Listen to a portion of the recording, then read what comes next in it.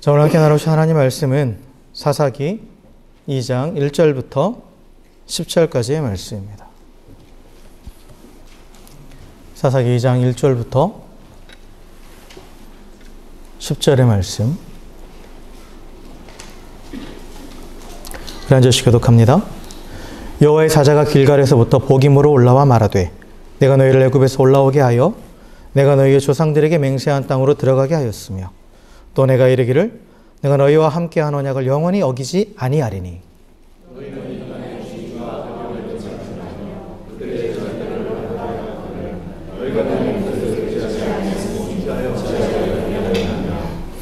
그러므로 내가 또 말하기를 내가 그들을 너희 앞에서 쫓아내지 아니하리니 그들이 너희 옆구리에 가시가 될 것이며 그들의 신들이 너희에게 올무가 되리라 하였노라.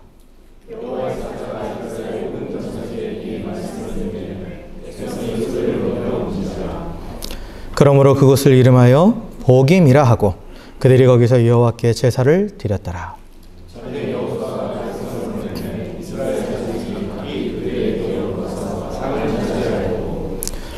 백성이 여호수아가 사는 날 동안과 여호수아 뒤에 생존한 장로들 곧 여호와께서 이스라엘 위하여 행하신 모든 큰 일을 본 자들이 사는 날 동안에 여호와를 섬겼더라.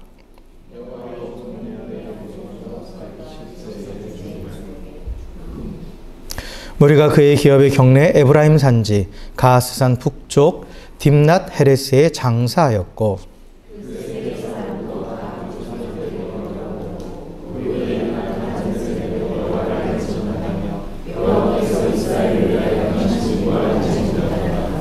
아멘. 네. 할렐루야.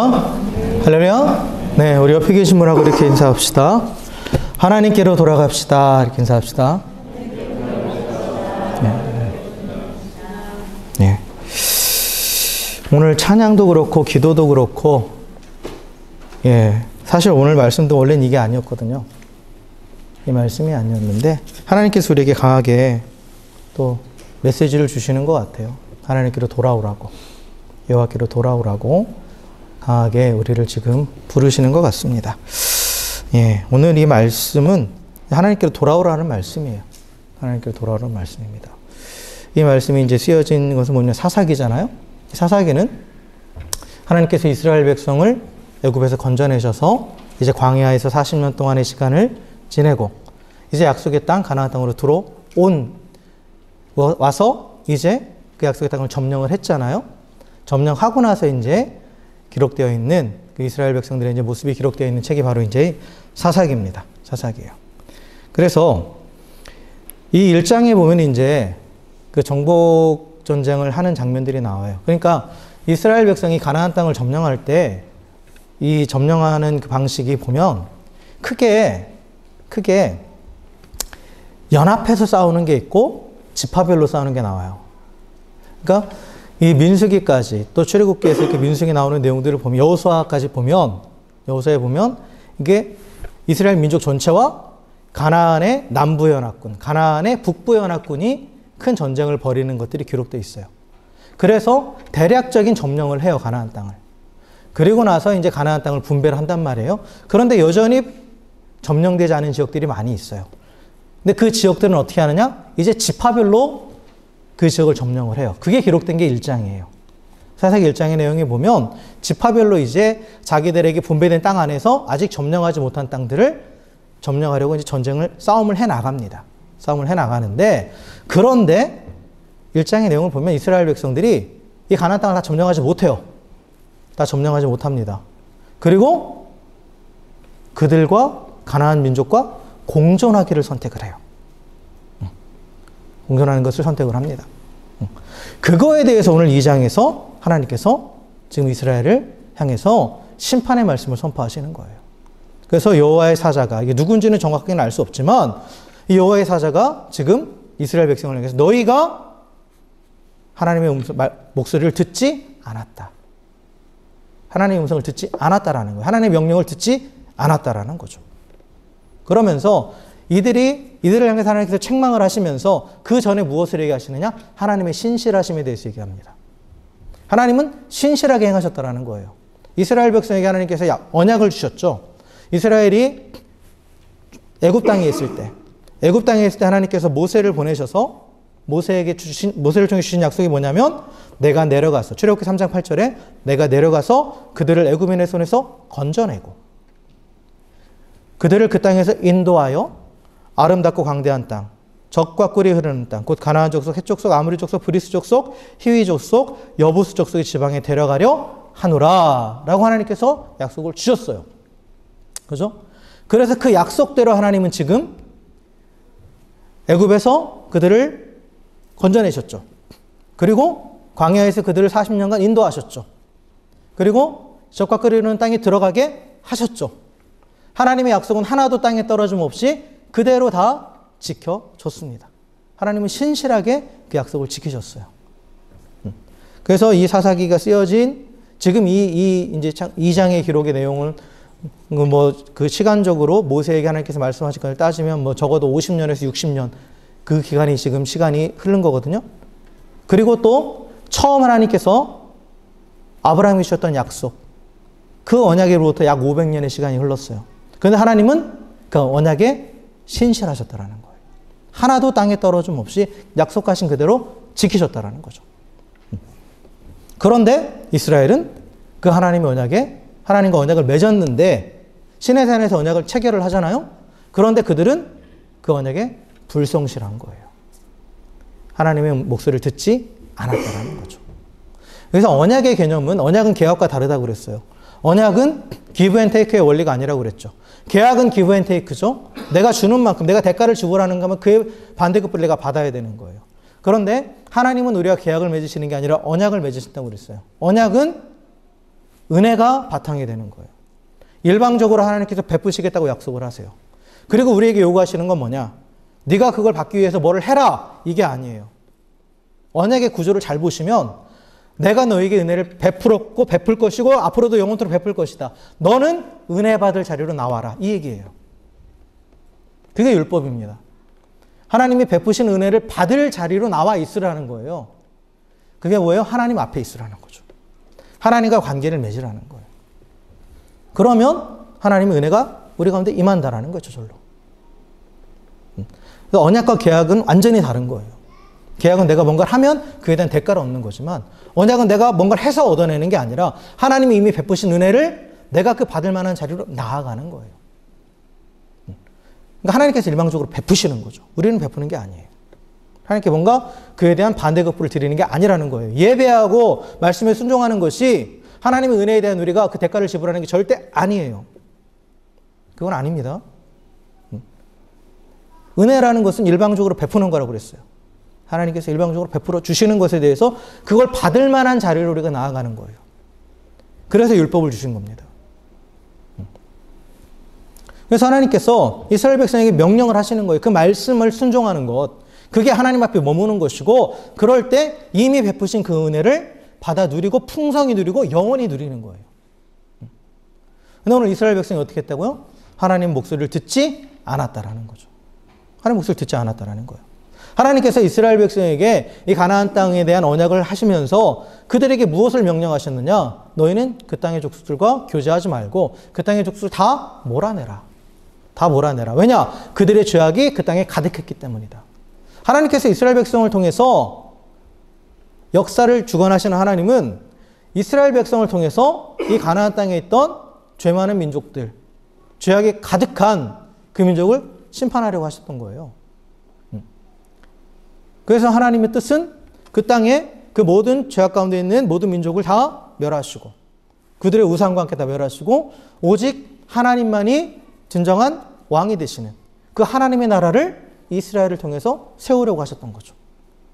그러니까 이스라엘을 향해서 가나안 땅에 들어가서 그 땅 민족과 교제도 하지 말고 다 몰아내라고 하셨던 거예요. 다 몰아내라고.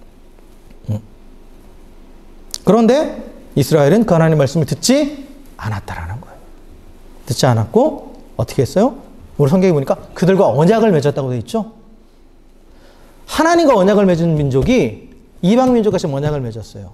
근데 당시 민족과 민족이 서로 언약을 맺는 것은 신과 신이 언약을 맺는 거예요. 그들의 신의 이름으로. 그러니까 이스라엘은 여호와 하나님의 이름으로 그리고 그 땅의 이방 민족들은 자기들이 섬기는 신의 이름으로 언약을 맺으면 이건 어떤 의미를 가지고 있느냐? 너희 신과 우리 신이 동등한 위치에 있다는 거죠. 그러니까 이스라엘이 하나님을 우상과 동일시해버린 거예요. 가나안 땅에 섬기는, 가나안 민족들이 섬기는 그 우상과 하나님을 꼭 똑같은 위치에 놔버린 거죠. 이게 하나님의 이름을 영광을 나타내는 게 아니잖아요. 그렇죠? 하나님의 이름을 가려버린 거예요. 그렇죠? 그런 일을 했다라는 거예요. 그러니까 하나님께서 이들을 향해서 책망하시는 겁니다. 그리고 심판을 선포하시는 거예요.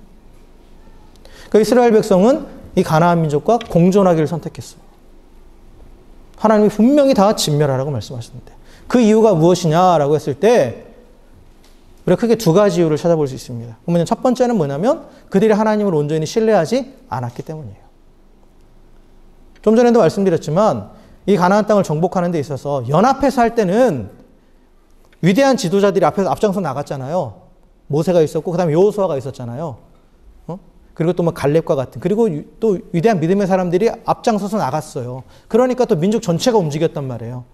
그러니까 그때는 같이 싸웠는데 이제 지파별로 싸우려고 하다 보니까 자기들 안에 있는 그 적의 모습들이 되게 두려웠던 거예요. 더 이상 하나님을 보지 않고 그들 안에 살고 있는 그 가나안 땅의 민족들을 보니까 실제로도 객관적으로 봤을 때는 가나안 땅에 있는 민족들이 군사적으로는 더 강했어요. 더 강했습니다. 그런데 하나님께서 함께 싸워주셨잖아요. 온 민족이 함께 싸울 때. 하나님이 이기게 하셨단 말이에요. 그런데 지파별로 싸울 때 이들이 하나님을 잊어버리는 거예요. 하나님을 더 이상 신뢰하지 않는 거예요. 그러니까 험한 지형에 있고 또 강력한 무기를 가지고 있는 그러한 사람들, 그러한 도시를 만나면 그냥 대충 우리 더 이상 피 흘릴 필요 없잖아. 어느 정도 땅도 얻었겠다. 그냥 좋은 게 좋은 거니까 사이좋게 지내자. 화친하자. 그렇게 된 거예요. 그러니까 하나님을 끝까지 신뢰하지 않고 적당히 타협한 거죠. 타협하는 거예요. 하나님을 신뢰하면 끝까지 가는 길은 사실 당장 눈에 보면 이게 좁은 길이죠. 힘든 길이에요. 당장은 내 눈에 내 힘으로는 감당하기 힘든 길이에요. 근데 그 길은 하나님이 함께 하시는 길이죠. 하나님이 책임지시는 길이에요. 그런데 그들은 그걸 하나님을 신뢰하지 않고 어떻게 한 거예요? 눈에 보이는 넓고 편한 길을 찾은 거예요. 넓고 편한 길을. 그래서 이 가나안과 공존하기를 선택했죠. 그런데 어떻게 됐습니까? 그 가나안의 우상 숭배와 그 문화에 젖어들어 버리죠. 사사기의 내용은 다 그거예요. 그잖아요. 이스라엘이 가나안과 공존하기를 선택한 이후부터 가나안 민족과 똑같이 돼버려요. 계속해서. 그 사이클이 계속 반복되죠. 그로 인해서 괴로움 당하고, 그러다 하나님께서 또 그 불쌍히 여기셔가지고 또 사사를 세워서 구원해 주시고 또 다시 또 동화돼 버리고 계속 반복되는, 편안함을 추구하다가 평안함을 잃어버려요. 계속 두려워하고 괴로움 가운데 살게 되는. 하나님을 신뢰하지 못하니까 앞으로 나아가지 못한 거죠. 우리도 마찬가지예요. 우리가 이 땅을 살아가는 것이, 여러분, 성경은 우리에게 절대 편안한 삶을 약속하지 않았어요. 이 땅에서 그리스도인으로 살아간다는 것, 성도로 살아간다는 것은 편안함이 보장되는 게 아니에요. 하나님이 함께 하심이 약속되어 있고, 하나님이 함께 하심으로 인해서 때로는 불편하고 괴로운 상황이라도 평안함을 누리게 하시는 게 하나님 우리에게 주신 약속이에요. 넓고 편한 길을 약속하신 게 아니죠. 좁고 험한 길이지만 좁은 길을 걸어도 기뻐할 수 있는 것은 주영이 함께 하심이라고. 내가 어느 길을 가든 주님이 함께 하심이 약속되어 있는 거예요. 그런데 그렇기 때문에 그 하나님을 신뢰하지 못하면 나갈 수 없는 거예요. 그리고 믿는 자로 이 땅을 살아가는 것은 끊임없는 영적인 싸움입니다. 그거 인정하셔야 돼요. 세상은 물론 전 우주 만물을 하나님께 지으시고 하나님 통치하시지만, 그러나 그것을 위임받은 인간이 죄를 범한 이후부터 사단이 그 권세를 일시적으로 잡고 세상을 다스리고 있어요. 그러면 하나님의 백성으로 이 땅을 살아간다는 것은 결국 그 사단의 권세와 계속해서 싸우는 거예요. 세상의 권세와 계속해서 싸웁니다. 그래서 정신 차리지 않으면 한순간에 휩쓸려 버려요. 그래서 적당히 하지, 이 정도면 되겠지? 굳이 내가 그렇게까지 할 필요 있나? 그런 생각을 하는 순간, 타협하는 순간 지는 거예요. 영적 싸움의 원리는 딱 단순합니다. 싸움은 이겨요. 영적 싸움의 원리는 단순해요. 싸움은 이겨요. 하나님이 싸워주심으로 이기게 하세요. 그런데 타협하는 건 지는 거예요. 타협하는 건 지는 겁니다. 제가 여러 번 이 비유 말씀드렸죠. 그리스도인으로서 이 땅을 살아가는 것은 세상의 물결을 거슬러 올라가는 배와 같다고. 그죠? 물결을 거슬러 올라가기 위해서는 어떻게 해야 돼요? 쉬지 않고 노를 저어야 돼요. 멈추면 어떻게 됩니까? 그 자리에 있어요? 아니죠. 떠밀려 내려가는 거예요. 그냥 이쯤이면 됐지 하고 멈추는 순간 떠밀려 가는 거예요. 그래서 계속해서 노를 저어 가야 돼요. 그런데 우리의 힘으로 저어가는 게 아니라 내가 노를 젓기 시작하면 누가 하시는 거예요? 하나님이 끌고 가시는 거예요. 그런데 내가 손을 놔버리는 순간, 이쯤이면 됐지 하고 손을 놔버리는 순간 휩쓸려 가는 겁니다. 이스라엘 백성들이 적당히 타협해서 끝냈어요. 이 선에서. 그러니까 어떻게 돼요? 가나안 백성에게 나중에 다 휩쓸려 버리죠. 그들이. 완전히 휩쓸려 버려요. 문화적으로 다 동화돼 버려요. 사사기의 내용을 보면 하나님을 섬기는 것조차도 가나안 백성 이방 우상을 섬기는 것과 똑같이 섬기게 나중에 보면 사사가 그렇게 해요. 나중에 사사가 입다라는 사사를 보면 사사가 하나님을 섬기는데 이방 우상을 섬기듯이 그렇게 섬겨요. 그래서 우리는 하나님을 신뢰하면서 계속해서 영적인 전쟁을 싸워 나가야 됩니다. 내가 됐다, 이 선에서 됐다 하고 끝내는 게 아니에요. 절대로 그럴 수 없어요. 그리고 또 이스라엘 백성이 이 가나안 백성과 공존을 선택한 이유 두 번째는 뭐냐? 하나님 말씀에 순종하는 것보다 자신의 이익을 우선했기 때문이에요. 자, 사실 가나안 정복 초기에는 아까 또 말씀드린 객관적인 전력상에 있어서는 이스라엘이 군사적으로는 더 열세였어요. 그런데 이제 그 땅에 정착하고 나서 이스라엘이 점점점 힘을 키워가죠. 그래서 그들이 이제 가나안 민족을 능히 다 정복할 수 있는 힘도 키워졌었어요. 그런데 그때도 이스라엘 백성들이 가나안 민족을 정복하지 않아요. 내버려둬요. 내버려둡니다. 그게 어디까지 나오느냐? 솔로몬에서도 그래요. 솔로몬. 오늘 성경 읽으신 분들 그 역다에 보면 솔로몬이 그들 사이에 살고 있는 헷 족속, 히위 족속, 브리스 족속들을 뭐로 만들어요? 자기들이 종으로 만들죠. 그때까지도 남아있었고 하나님께서 분명히 진멸하라고 하셨던 그 민족들 그때까지도 남아있었고 솔로몬 또 얼마나 나라가 부강했어요. 근데 그들을 쫓아내거나 진멸하지 않고 어떻게 해요? 자기들의 종으로 삼았죠. 그들의 노동력을 내가 이용한 거예요. 이용하려고. 경제적인 이익을 위해서. 그러니까 그들을 쫓아내는 것보다 이 사사기에서도 마찬가지로 쫓아내는 것보다 그냥 그들을 우리가 거두어서 우리한테 필요한 일꾼으로 삼자. 그랬던 거예요. 이게 배경적으로 보면 원래 이스라엘은 유목민족이죠. 유목민족이었어요. 그런데 이제 가나안 땅에 정착을 하다 보니까 가나안 땅은 농경사회였단 말이에요. 그러니까 농경사회에서 절대적으로 필요한 건 노동력이죠. 노동력이 절대적으로 필요해요. 그래서 이 이방민족들은 그리고 또한 그곳에서 계속 정착해 살았던 사람들이니까 농사도 잘 짓죠. 그렇잖아요. 자기들보다 더 잘 알잖아요. 그러니까 자기들이 이 땅에서 농사 짓고 살기 위해서 보니까 이들이 있으면 편한 거야. 그래서 뭐 굳이 뭐 다 이렇게 다 쫓아낼 필요 있어? 우리 힘이 강하니까 그냥 우리 힘으로 이들을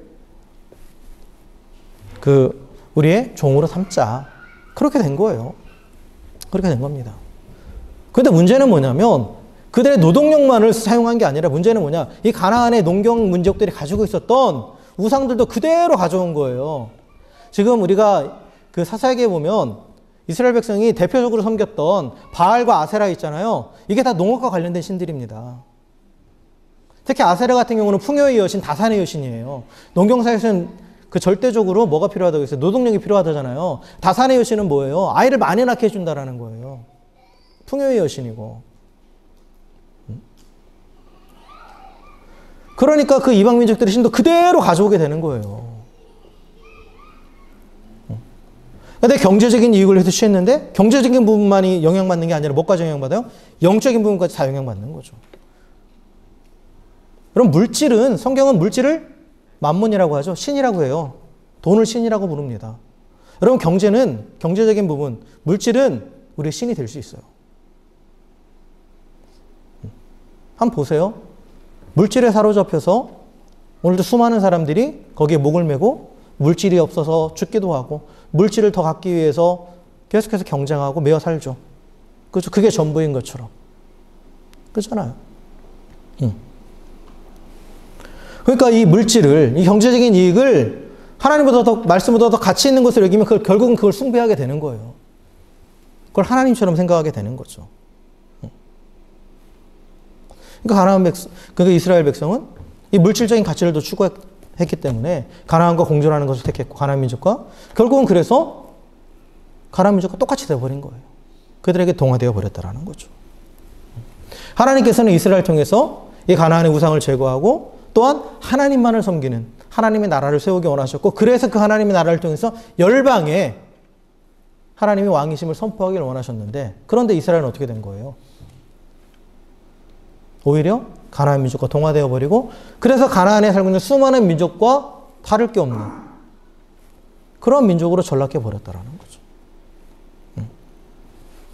그래서 하나님께서 지금 하나님의 사람, 누군지는 모르겠지만 그 사람을 보내셔서 좀 강력하게 심판을 선포하고 계시는 겁니다. 하나님의 심판의 내용은 뭐예요?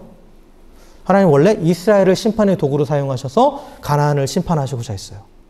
그런데 이제는 바뀌죠. 심판의 도구였던 가나안의 민족들을 통해서 심판의 대상이었던, 원래 심판의 대상이었던 이 가나안의 민족들을 통해서 원래 심판의 도구였던 이스라엘을 심판하시겠다라고. 무서운 말이죠. 실제로 그렇게 되죠. 그리고 실제로 계속해서 이들한테 시달리잖아요. 그래서 하나님의 말씀을 듣지 않는 것, 하나님의 뜻을 알면서도 고의적으로 불순종하는 것은 하나님을 대적하는 것이고, 그것은 하나님께서 반드시 심판하십니다. 왜냐? 하나님은 공의의 하나님이시기 때문에요.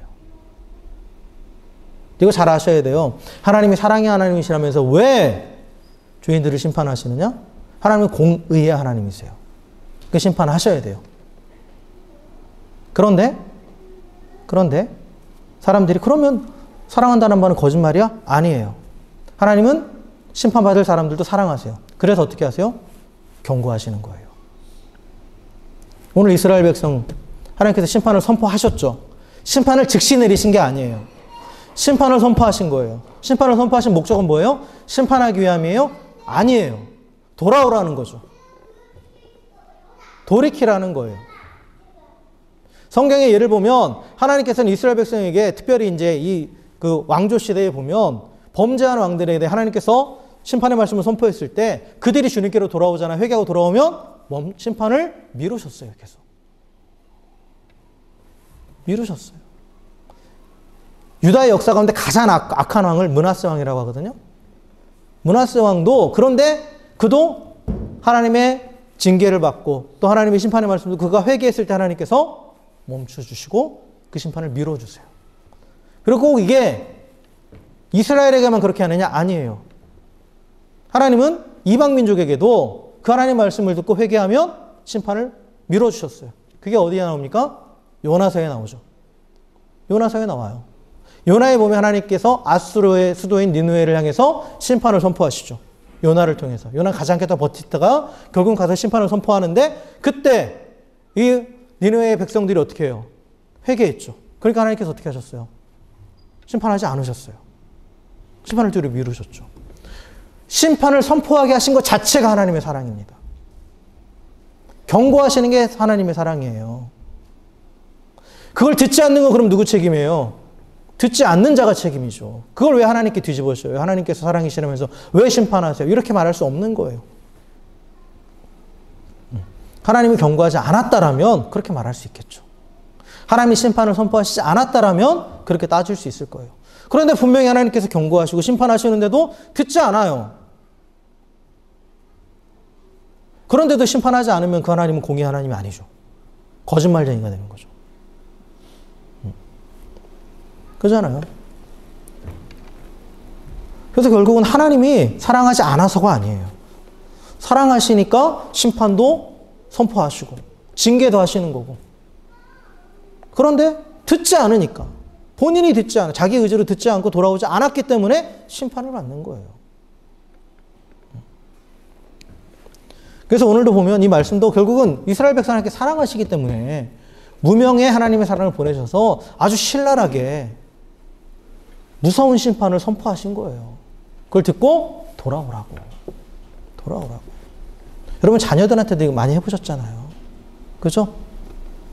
응? 정말 그렇게 하려고 막 야단치시는 건 아니잖아요. 돌이키라고 하는 거잖아요. 돌이키라고. 그게 사랑의 표현이죠. 사랑의 표현. 그런데 문제는 뭐냐? 이스라엘 백성은 그 말도 듣지 않아요. 자, 오늘 말씀을 보면 이제 4절 5절에 보면 여호와의 사자가 이스라엘 모든 자손에게 이 말씀을 이름해 백성이 소리 높여 운지라. 그러므로 그곳을 이름하여 보김이라 하고 그들이 거기서 여호와께 제사를 드렸더라 라고 되어 있죠. 자, 얼핏 보면 이스라엘 백성들이 하나님의 사람의 말씀을 듣고 소리 높이 울었다. 이게 보김이라는 것은 우는 자들, 애통하는 자들이라는 뜻이거든요. 그러니까 하나님의 그 심판의 말씀을 듣고 그들이 울었다라는 거예요. 마음에 찔림이 있었겠죠. 애통했어요. 근데 얼핏 보면 이게 회개처럼 보이는데 회개가 아니에요. 회개의 열매는 눈물이 아니라 순종입니다. 감정적인 반응이 아니라 의지적인 돌이킴이고 순종이에요. 그러니까 이스라엘 백성은 회개라는 것이 하나님께로, 하나님 기억과 하나님께 돌아가는 건데 지금 이 복임에서 이스라엘 백성은 울긴 했어요. 이걸 후회한 거예요. 우리들이 잘못했구나. 후회하는데 그럼 뭐예요? 회개는 뭐예요? 그 자리에서 일어나서 하나님께로 돌아가야 돼요. 그러니까 지금 이스라엘 백성이 어떻게 해야 돼요? 이방인과 맺은 언약들을 다 깨고 다시 그 모든 우상을 제거하고 그리고 그들과 손절하고 또 그들을 몰아내려고 나서야 되는 거예요. 근데 어떻게 해요? 그런 게 없죠. 없어요. 그냥 아유 안타깝다. 마음이 괴롭다. 거기서 끝난 거예요. 이건 회개가 아닙니다.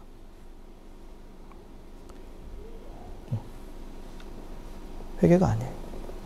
여러분 눈물에 속지 마세요. 감정에 속지 마세요. 진정한 회개는 방향전환이고 삶의 변화예요. 회개에 합당한 열매를 맺어라 라고 예수님께서 말씀하셨고 세례요한도 그 얘기했잖아요. 회개에 합당한 열매는 뭐예요? 구체적인 삶을 지시하죠. 뒤에 보면. 그렇죠?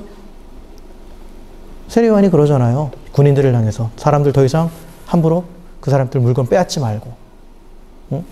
가난한 자에게 나눠주고 실제적인 행동을 얘기해요. 삶의 행동. 삶의 변화를 실제적인. 울며 애통한다고 해서 회개한 건 아니다라는 거예요. 물론 회개하면서 울며 애통할 수는 있죠. 근데 거기서만 멈추면 그건 회개가 아니다. 후회다. 후회라는 것은 그 자리에서 계속 맴도는 거예요. 그냥 이러면 안 되는데 이러면 안 되는데 하면서 똑같이 또 하고 이러면 안 되는데 하면서 똑같이 이건 후회예요. 내가 그때 왜 그랬지? 그런데 여전히 똑같이 또 반복하고 있어요. 이건 후회예요. 근데 후회는 절대 어떠한 영향도 없죠. 삶의 변화도 없어요. 어떤 것도 없어요. 그냥 같은 자리에 맴도는 거예요. 괴롭기만 한 거죠. 마음만 괴로운 거예요. 그냥 마음만. 그러니까 이스라엘이 지금 한 게 후회예요. 그러니까 더 이상 하나님의 도우심도 구하지 않잖아요. 이들이. 우리가 싸우러 나가겠습니다 하면서 하나님 도와주세요 이러는 것도 없잖아요. 이제. 그냥 그렇게 살아요. 이제 그냥. 그렇게 사는 거예요. 그리고 이들이 회개하지 않았다라는 결정적인 증거는 뭐냐? 이 다음 세대가 하나님을 모르는 세대가 됐다라는 거죠. 그들이 하나님께로 돌아갔다면 그 후손들이 하나님을 모르는 세대가 될 수는 없는 거예요. 그게 증거예요. 제대로 회개하지 않았다라는 것은. 증거가 바로 그거예요. 그래서 오늘 말씀해 보면 이스라엘이 온전히 회개하고 돌아가진 않았어도 여호수아가 살아있을 때 그리고 장로들이 살아있을 때는 여호와 신앙을 지켰어요. 왜냐하면 그들은 누구도 부인할 수 없는 빼도 박도 못하는 증거들을 봤기 때문에 그들은 여호와 하나님을 믿는 그 신앙을 절대 버릴 수 없죠. 그런데 문제는 뭐냐? 문제는 뭐냐면 이제 그 부모 세대가 하나님을 믿기는 믿지만 온전히 순종하지 않고 적당히 타협하는 모습을 보이면서 하나님과 동행하지 않으니까 그 자식 세대들이 하나님을 경험하지 못하는 거예요. 하나님 경험하지 못하는 겁니다. 여기서 알지 못했다라고 나오잖아요. 그 자식들이 알지 못했다. 알다라는 것이 그냥 지식적으로 아는 게 아니라 여기 히브리어로 쓰인 게 뭐냐면 야다라는 단어인데 부부 사이에 아는 것. 그런 친밀한 알을 얘기하는 거예요. 그러니까 그 경험에서 아는 거죠. 그러니까 이 자녀들은 이 부모 세대의 모습을 보면서 그들 안에서 역사하시는 하나님을 보지 못하는 거예요. 경험하지 못하는 거죠. 그러니까 하나님을 모르는 자들이 된 거예요. 모르는 자들이. 그래서 이들을 어떤 세대라고 했어요? 다른 세대라고 했죠. 다른 세대. 다음 세대와 다른 세대는 달라요. 믿음의 다음 세대는 믿음이 계속해서 이어져 가는 거예요. 신앙이. 다른 세대는 뭐예요? 윗세대와 아랫세대가 단절됐다라는 거죠. 윗세대는 그나마 여호와 신앙을 지키고 있었지만 이 다른 세대, 이 세대는 어떻게 한 거예요? 여호와 신앙을 완전히 잃어버린 거예요. 왜요? 그들의 부모 세대가 하나님께로 돌아가지 않았기 때문에. 부모 세대가 하나님께로 돌아가지 않고 제대로 하나님 신앙을 제대로 지키지 못하면, 여호와 신앙을 지키지 못하면 자녀 세대가 하나님을 알 수 없는 건 당연한 거예요. 당연한 거예요.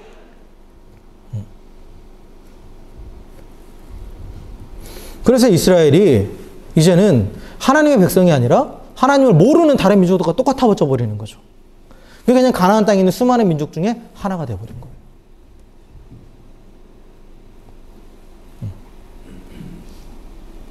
그러니까 진정한 회개의 열매인 순종이 없는 신앙은 죽은 신앙입니다. 그리고 죽은 신앙은 죽었다라는 것은 힘도 없고 영향력도 없다라는 거예요. 그러니까 죽은 신앙을 가진 후회만 하는 그런 이스라엘은 그들의 현실에 있어서도 어떠한 능력도 나타나지 않고 더 이상, 그리고 또한 그 자손들에게도 아무 영향력을 미치지 못했다라는 거예요. 물론 매일 예배는 있었을 거예요. 형식적인 예배는 있었어요. 분명히. 그런데 그게 하나님의 임재도 없고 또 그들이 하나님의 능력을 경험할 그런 어떤 기회도 없었기 때문에 자녀들은 그냥 똑같이 우상을 섬기는 것과 별 다를 거 없이 그냥 제사 제도는 그렇게 한 거죠. 한 거예요. 그런데 하나님을 향한 온전한 신앙은 없었다라는 거죠. 그리고 오히려 이 가나안의 문화에 더 쉽게 젖어들었어요. 더. 그래서 결국 이스라엘의 다음 세대, 하나님과 관계를 맺지 못하고 하나님에 대한 경험이 전혀 없는 다른 세대가 되어버렸다는 겁니다. 그래서 여러분, 내가 회개해서 하나님 앞에 바로 돌아가는 그 온전한 회개가 없으면 나뿐만 아니라 우리 자녀들까지 영향을 받아요. 자녀들까지 믿음을 잃어버리는 다른 세대가 되어버리는 거예요. 자녀들은 부모를 보고 부모 안에서 하나님을 발견합니다. 우리는 절대 잊어서는 안 돼요. 여러분, 자녀들이 위대한 믿음의 다음 세대를 자라기 원하십니까? 그렇다면 내가 하나님 앞에 머물러 있어야 돼요. 계속해서. 그러면서 나를 통해서 하나님을 보여줄 수 있어야 된다는 거죠. 자녀들이 부모를 통해서 함께 하나님을 경험했을 때 그때 이 믿음이 이어지는 다음 세대가 되는 거예요. 근데 우리 부모님이 전혀 그런 모습 보여주지 않고 뭐 예배는 드리는데 실제 삶을 보면 믿는 사람 같지도 않고 똑같이 생활하고 하는데 나한테는 교회 열심히 다니고 믿으래요. 그럼 자녀들이 물론 교회는 나가주겠죠. 나가주죠. 그렇죠. 교회 나가주는 게 돼버리는 거죠. 그러나 신앙은 잃어버리는 다른 세대가 되어 버린다는. 그래서 이스라엘이 이 사사기 시대 보면 계속해서 이제 혼란 가운데 있잖아요. 하나님께서 이제 버리시지 않았기 때문에 이렇게 혼란이 생기는 거예요. 버리셨으면 혼란도 없어요. 그냥 그대로 가다 망하는 거예요. 하나님께서는 자기 백성을 포기하지 않으시니까 계속해서 또 사사를 보내셔서 또 막 일으켜 세우시려고 하시고 하시는데, 그러나 이게 계속 사이클이 반복되면서 혼란이 계속되죠. 진정 평안과 안정을 누리는 건 하나님 안에 있을 때예요. 세상과 적당히 타협하면서 있는 것은 오히려 더 혼란이 가중되는 겁니다. 혼란이 가중되는 겁니다. 자, 말씀을 정리하겠습니다. 이스라엘 백성들은 하나님이 언약에 신실했음에도 불구하고 그들은 하나님 언약에 신실하지 않았어요. 하나님 말씀을 듣지 않았습니다. 왜요? 하나님을 신뢰하지 않았고. 그래서 적당히 세상과 타협하려 했고, 또 자신들의 경제적인 이익이 하나님 여호와시는 것보다 더 중요했기 때문에. 그래서 그들은 가나안과 공존하기를 선택했고, 그 결과는 결국 가나안과 하나님에 오히려 물들어 버리는, 그래서 오히려 그들로 인해서 괴로움을 당하게 되는 그러한 처지로 전락해 버렸죠. 근데 하나님은 그 이스라엘을 끝까지 사랑하시기 때문에 그들에게 경고의 메시지를 분명하게 선포하셨습니다. 돌아오라고, 회개하라고. 그러나 이스라엘은 듣지 않았어요.